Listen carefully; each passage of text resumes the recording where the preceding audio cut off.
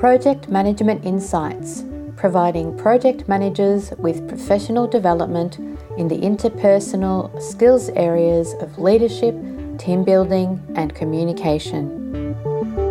Hello, here we are again for another episode of Project Management Insights. I've been thinking about being liked and specifically being liked by my project team.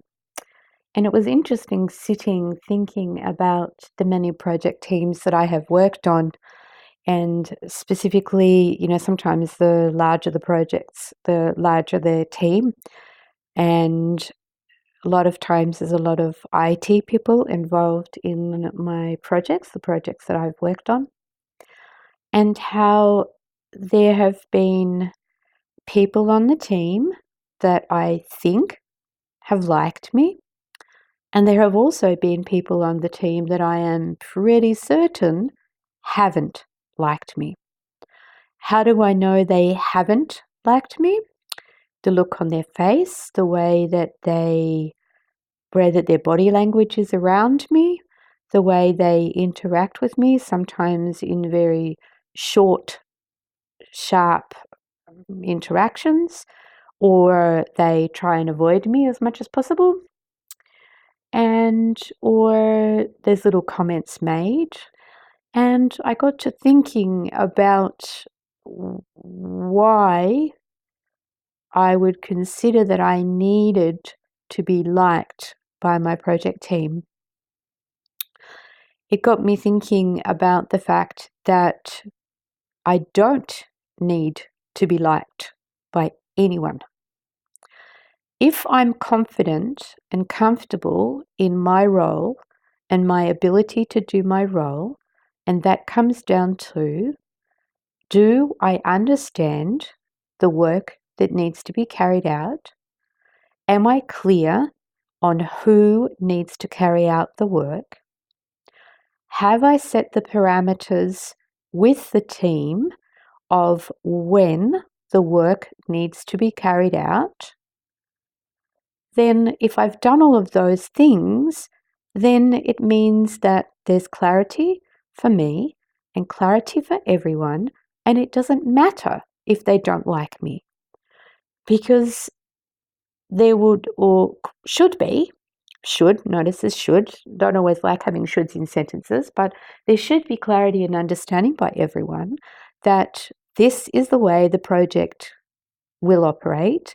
This is what I'm going to do if timelines aren't met, if deliverables aren't delivered, and I mean that in the context of I would have an expectation that A needs to be completed or B needs to be completed, and this is what A or B completed looks like for me in terms of a deliverable.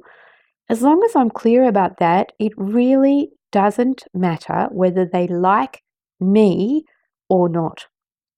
And sometimes this can be hard because I've also been in the space many years ago of feeling as though I needed people to like me in order for me to be okay to work with them. And what I noticed through doing a lot of my own self-development, personal development work was that was all about me feeling insecure and about me not feeling confident in my own abilities and skill sets. And so I would do my utmost to be a people pleaser. I would avoid conflict at all cost. I would bow down to the controllers. I would avoid conflict. I think I've already said that, but it was definitely the biggest thing that I would do all the time. I would do anything and everything that I could to avoid conflict in order to be seen as a nice person, as the person that supposedly knows what they're doing. And yet a lot of the time, if I was imagining correctly and hearing correctly, there was lots of discussion and chitter and chatter about my inability and my supposed lack of knowledge and understanding that was going on behind my back anyway. Well, guess what? If they're the sort of people the people working on your team are the sort of people that are going to gossip behind your back and talk about you behind your back, it's going to happen regardless. It's going to happen regardless of whether they like you or they dislike you, because oftentimes they might feel threatened by you. Hands up here, that's what's happened to me a lot of the time. And so they're going to do that regardless if that's what they're thinking or that's how they're feeling anyway. And that's really their business. If that's the way that they want to see you, if that's the way they want to treat you, and that's the way they want to operate around you, not your concern, not your business. Your concern is to be clear, create the clarity and the parameters, and be clear about the message that's going out there to the team and follow up. Here's our timeline. Here's what you said was going to be delivered. How are you going? Have you delivered it? Are you on track to deliver it? If you're not on track to deliver it, what's the problem? What's standing in your way? How can I help you? How can I fix that? What can I do to make your job easier? And just simply do that. And that in itself will be enough for you to do what it takes for you to do your job to the best of your ability. And as I said, it doesn't really matter whether the team likes you or not. Or more importantly, it shouldn't matter. And I guess the thing here is to notice that if it matters to you, if you really feel as though what you need to do is make the team like you or do what it takes to have the team like you, then stop. Stop and notice what you're doing. Stop and notice your behavior. Stop and notice your thinking. What's going on in your mind that has you do whatever you're doing in order to make them like you? Or so you think. Because it's the best way for you to become aware of your behavior, of what you're doing, how you're acting, how you're interacting around these people, and just notice if it's stressful or peaceful. In my world, what I noticed was the more I was trying to be a people pleaser and get these people on side, the more stressed I was because I was forever trying. Well, that's of no value. That's not good for you and it's not good for them. The best thing you can do is to simply be yourself.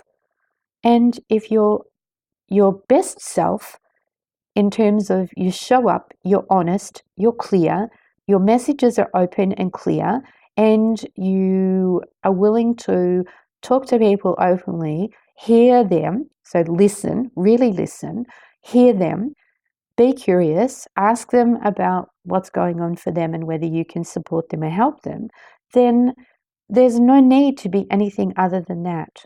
And in that place, you will have a less stressful time managing the project. The team will feel more confident and trusting in you and who you are and the skills and abilities that you have, and they will more likely deliver and go out of their way to deliver. So don't be a people pleaser. Don't be one of those people that sets out and only does things in order to get the team's approval or the team's to be seen to be liked by the team. It's not worth it. So really, really notice your behavior and check in if this is what you're doing, and perhaps consider that maybe there's another way. There's another way to operate that's both better for you and the team.